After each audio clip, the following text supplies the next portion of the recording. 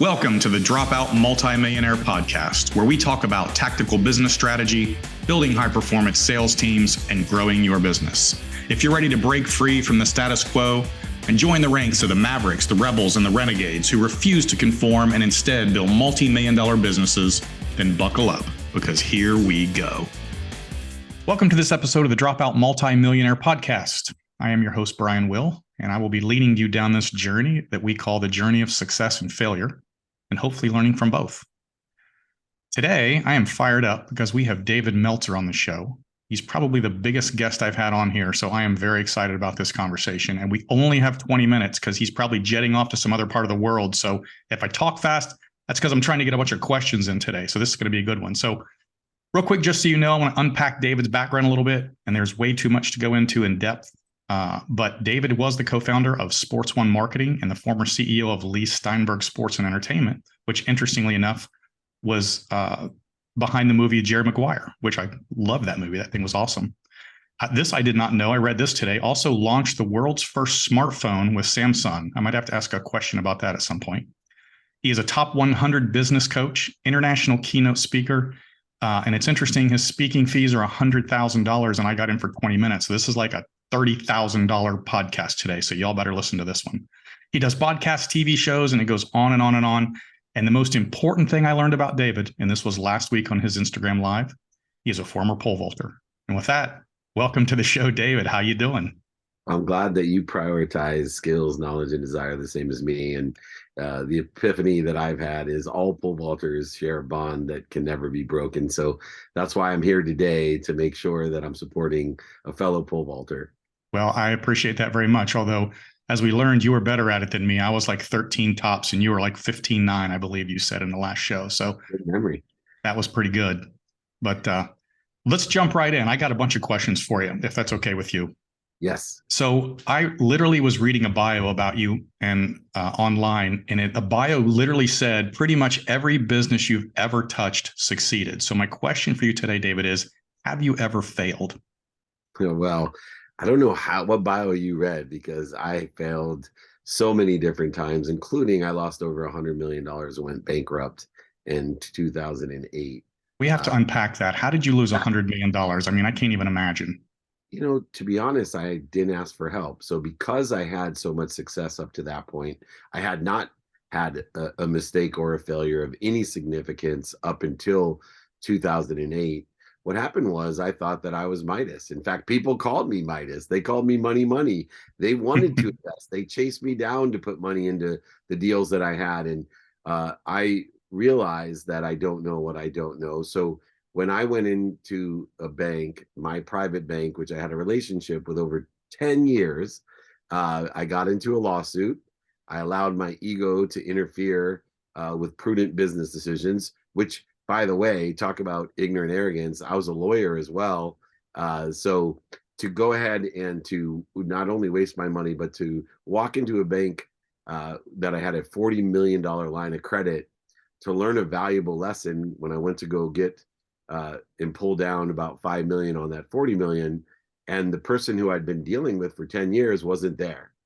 And I had this person who walked up to me as I came into my private bank after 10-year relationship, being treated like a young king, right? Anything you need, Mr. Meltzer, whatever you need, Mr. Meltzer. All of a sudden I was in front of a gentleman who said, "Who is Mr. Meltzer? How can I help you, Mr. Meltzer?" So no problem. I just want to pull down $5 million. I have a lawsuit and some other things going on.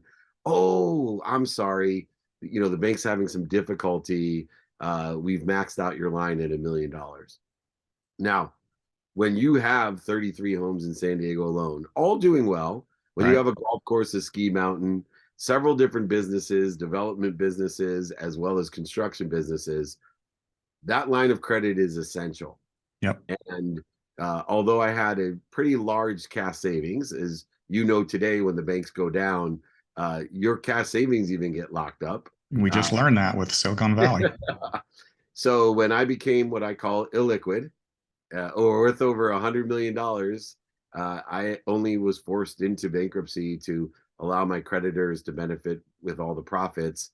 I'm one of the few people that probably went bankrupt, and the creditors actually benefited more than me. And I personally, I could have fought it more than I did, but I wanted a reset. I had found a new paradigm in my life, new values in my life. I wanted to live my life not buying things I didn't need to impress people I didn't like. I wanted to start over in a world of abundance where I could make a lot of money, help a lot of people, and have a lot of fun via faith that I was being protected and promoted, not punished, not in a competition, not trading and negotiating everything, but living from a zero sum game, which I was very good at, to what I call a value add game over the last 15 years. And I've proven with the right values, the right daily practices and execution model, you can live in abundance. I've written books like Connected to Goodness, Compassionate Capitalism, Game Time Decision Making, Creating the Life You Love with Jack Canfield from Chicken Soup for the Soul.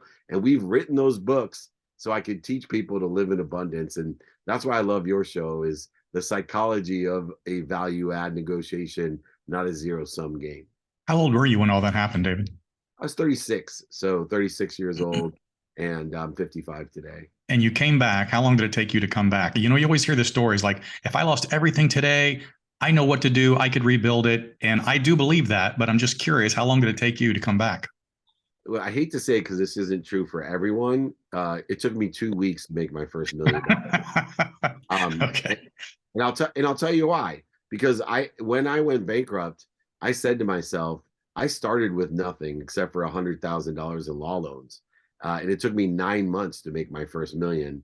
You know, why? In what world? Knowing what I know today, it was my first job. I was right out of law school. Knowing what I know today and who I know today, if my objective was only to pull myself out of this debt in this situation, how long would it take me?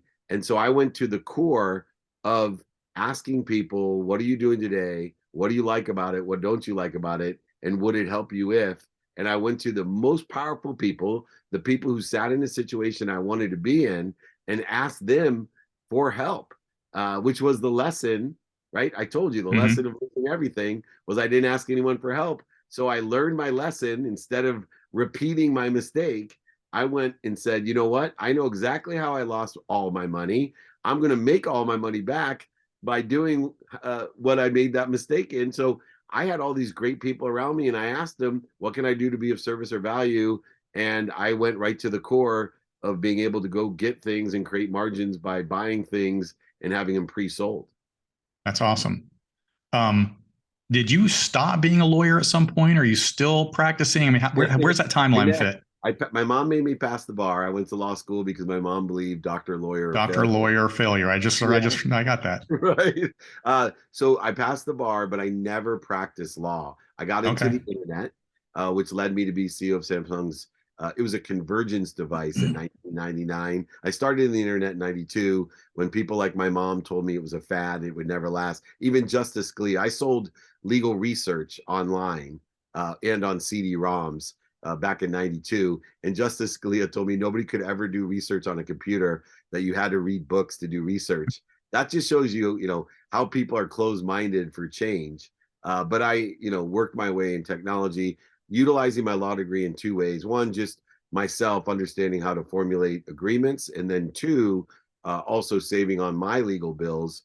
Because it was very difficult for lawyers to blow smoke up my rear end about how much they were going to charge me when I knew exactly what they were doing and how they were billing me. It's so funny. I've always, you talk about if you were going to do it over again, what would you do? And I've always said one of the things I would have done is gone to law school. Now, mind you, I failed out of high school, so I was nowhere near going to law school. But knowing now, I would have gone to law school just because I think I'd be a good litigator because litigation is nothing more than sales and negotiation. Apparently, I can good at that. But yeah, I think, I think I would have done law school for that very reason. That would have been fun. So if you're a successful businessman, it's kind of like the real estate guys that become brokers themselves because of the money they save by being a broker and doing it themselves. Right. I will tell you that in my career, although it may sound inexpensive, when I borrowed $100,000 to go to law school, I was blessed to get a scholarship to college, but I saved more than that a year in my legal bills just because I have a law degree and I know how they bill. Beyond the litigation side and knowing how to create and quantify and articulate quantifying value, that's a misstep for so many people. You can save a ton of money by having a law degree. That's interesting. All right, next subject. You ready for the next one? Of course. I just went to your website and read that in the next 60 days, you're going to Virginia, Huntington Beach, Spartanburg, Bali, Indonesia, Indianapolis, Israel, Scotland, Chicago, and Toronto, doing a weekly podcast and a Friday webinar. How in the world do you do all that? That blows my mind.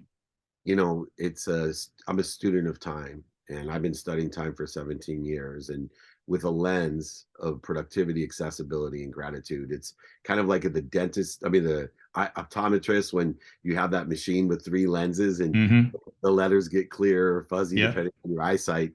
I literally study, I pay attention and give intention to what I think, say, do, believe, and feel in a trajectory of what I think I want in the future with these lenses of the activities of a day, the activities I planned, activities I don't have planned. A lot of people don't study that. The white space, the empty space of how I can utilize that when things come up that I don't have planned. How do I reprioritize and utilize that free time? And then my sleep.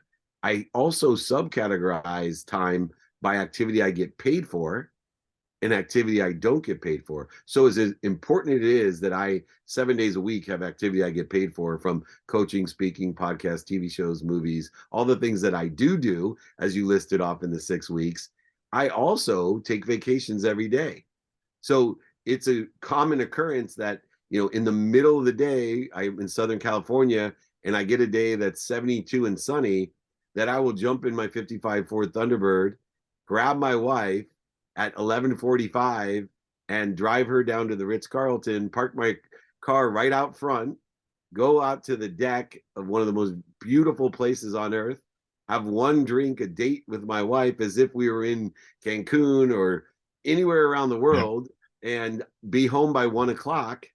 And when other people are dilly-dallying for an hour and 15 minutes, eating their Jersey Mikes or their PF Changs or whatever they're doing, I just had a luxury, exotic vacation with the person I love more than anyone, my wife. And I do stuff like that every day. We go hiking in a mountain, or, just sit out by the pool. And it's a minimum of 30 minutes a day. I vacation every day. And I will tell you that when you do things like this, 2 minutes a day is worth 2 hours on a Saturday. I'm very consistent at everything I do with the time and activities that I attribute to the time, always in the trajectory of where I think I want to be. So let me ask you this. So I've read that one of your goals in life is to empower 1 billion people to be happy. Over a billion people to be happy. So when I talk about that travel schedule and all the things that you do, and you go all over the world, it blows my mind. Are you, this is a loaded question, are you doing this because you need to do it, or is it a part of your overall goal in life? Are you chasing money, or are you really chasing the empower? Why are you doing it, and how does it tie back into that life goal? I mean, I ask myself sometimes, if I had X number of dollars, I don't know that I would ever work anymore. And it always fascinates me what drives people when they've hit these extreme levels of success and wealth to continue going. Well, I get to do it, right? I'm not going to do anything that I have to do or need to do. I get to do it. And so I spend every day in a mindset of, where do I find the light, the love, and the lessons of what I get to do? How can I maximize aligned with my personal, experiential, giving and receiving values each day? And so because number one, I'm a master at travel. So a lot of people look at that aren't masters of travel. I can travel all of those places the same way, and probably with the same ease that Michael Jordan could beat me at basketball. I can travel. Actually, my own anatomy is built for travel. I have very short legs and a long torso, which is built for an airplane.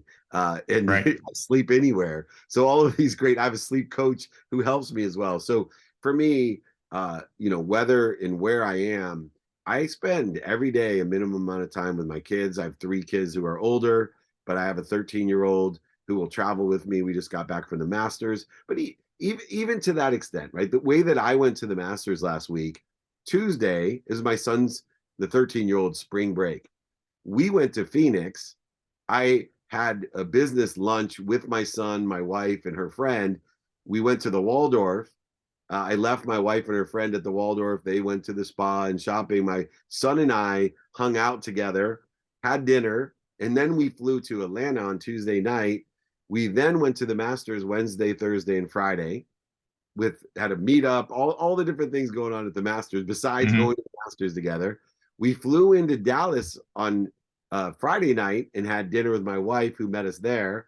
He went to a dude ranch on Saturday. I went and visited friends and family with my wife all day on Saturday, and we took a private flight Sunday morning for Easter, first dawn, and made it to the country club for brunch with our friends and family. Spent the whole day Easter. Now my daughter came and visited us at the Masters and all these other things. But in the interment, I did, business meetings, meetups, coaching calls, all these other things. So where other people don't challenge themselves to do it all, they would just, go to the Masters, and that's all they would do. We incorporate a lot of things because I study time and I get to do these things. And when you ask, well, why do you make the money? So I don't need to make any more money. I never have to work again. It's because it allows me to shop for the reasons I want to shop. So I build villages in Africa. I am the chief chancellor of junior achievement. I empower young investment into, minorities and to women entrepreneurs, giving them the same opportunity that I got by people who gave me scholarships to college and funded my companies. That's awesome. All right, I'm going to be running low on time, so I got another question I got to ask before we get done here. Is you told me on our Instagram live last week that you are executive coach to several top CEOs in the country, like Fortune 500, Fortune 50, I think you said, Fortune 50. In the world, yeah. And so most of my audience are, we call it well-funded startup through 10 million revenue. So these are much smaller enterprises. The advice that you give at that level that you're dealing at, is that the same advice you would give to people that are in my audience? Do they make the same mistakes, or what would you tell my people, or how does it relate to what you do in your world? Yeah. So two areas are the exact same: the mindset side of it and the heart set side of it. Identical, no difference. I do free Friday trainings with over 80,000 people registered.